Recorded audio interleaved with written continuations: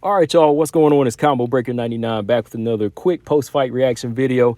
All right, y'all, so Jennifer Maia, she gets it done. She gets it done. She wins a unanimous decision over Casey O'Neill. In my opinion, I thought it was 30-27, but the judges had it 29-28 for Jennifer Maia.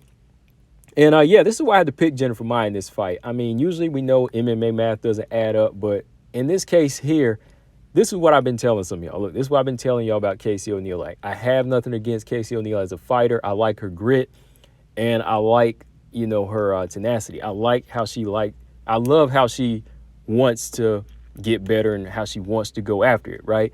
But there's still just something about her skill level to me that just never really stood out amongst some of these other fighters that, I called it as far as how far they would go, right? Casey O'Neill is still growing in that department. Now, I'm not going to lie.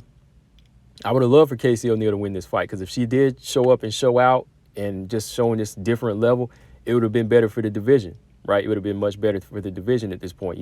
More new blood. That's what we want is more new blood. But with the way Jennifer Maia showed her skills tonight, I definitely think there's still a place for Jennifer Maia in this game, for where she stands. She can still school a lot of these other fighters because she really did come in here and showcase her level of striking, boxing, and strength, and even clinch control, right? So Jennifer Maia still has a place in this flyweight division as of now. But right now, Casey O'Neill, coming back after this year layoff, she still has a lot to improve on. One thing she does have to improve on is heart. Now, first round, just looking back at it, Casey O'Neill, she was showing a good jab. She was pumping her jab out early, but it didn't take long for Jennifer Maia to just settle in and kind of time the jab, land a few combinations, step back, land a few combinations, step back, right? Now, Jennifer Maia, in the past, I've said this before, that sometimes she'll kind of get into that rhythm of just fighting behind her opponent. But this time, she was finding her range well.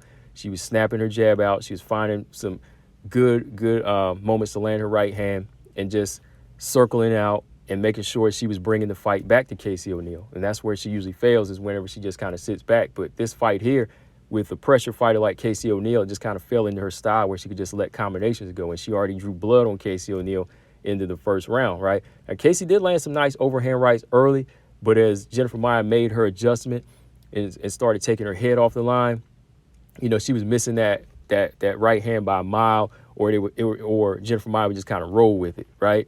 So the first round to me was a little bit competitive because I thought Casey O'Neill was landing a few combinations on the inside, but I still gave the round to Jennifer Maia. Second round, I thought Jennifer Maia was stepping it up. She was landing in combinations, just landing different selections of shots. She was mixing in some nice kicks. And I think this was the round where she landed a good head kick on Casey O'Neill as well. Correct me if I'm wrong, but it was second or third round where she landed a good head kick on Casey O'Neill. Casey O'Neill never stopped coming forward, but she never really showed any urgency to take this fight to the ground, because that probably would have been her best bet. Everybody talking about how good the ground game is. I was like, okay, drop a level and go down to the ground with Casey O'Neill, with Jennifer Maia, because you're not going to win this stand-up battle, okay? So that doesn't happen, and I can see why, because I think they were kind of apprehensive to go down to the ground because of Jennifer Maia's strength and her ground game. They know that she is a black belt in jiu-jitsu, so maybe they didn't want to go to that level, so it kind of canceled out the ground game of Casey O'Neill. But when they did clinch up, you could see the strength difference. Going into the third round, you could see how strong Jennifer Maia got. Like, she started letting her shots go and sitting down on harder punches. Now, Casey O'Neill, again, she was in this fight the whole time coming forward, but sometimes that's not going to win the fight. Her basic jab is good. Like, it'll land because it's textbook. It's textbook. But every now and then you got to spice it up, and you got to throw a little feint here and there. Like, she had a nice long jab, so timing would have been well for, it would have worked well for Casey O'Neill at some point. Even her right hand, like, she continued to throw that overhand right, but Jennifer Maia just would dip out diagonally and it would just slide off with ease, or she would just roll with shots, okay? So there was some good shots thrown in this fight by Casey O'Neill, but it's just not enough. And again, when they would clinch up on the cage, this is what I'm talking about with the strength difference. Like, that's what I'm saying. There's levels to this. You see, Jennifer Maia was able to control Casey O'Neill on the cage. She was much stronger. Manon, there was a difference there. You see, Manon could take her down. She could take Jennifer Maia down. Like, she pressed her against the cage. But this fight here, Jennifer Maia had no trouble. She had no trouble at all handling this fight on the cage. Even, like I said, like, even whenever like she grabbed the single leg from Casey O'Neill. Casey O'Neill, she defended the takedown well, but you could still see that she had trouble there on the inside. So, yeah, man, this was just a schooling. It was a much-needed lesson for Casey O'Neill. You know, I still want to see her come back from it. Definitely, man, because, you know, we need new blood in this division. But her stepping up in this fight, that's one reason why I was still picking her. I gave her a good chance because of her heart and because of the lack sometimes of intensity in Jennifer Maia. But Jennifer Maia, when she has her tools intact and she steps it up like this, she can win a fight, okay? She can still win a fight. That's why I say Jennifer Maia is going to win this when it came down to it. 30-27 in my opinion. From here, I think Jennifer Maia versus Lauren Murphy, Viviane Araújo, those are good fights. Casey O'Neill, maybe fight down here.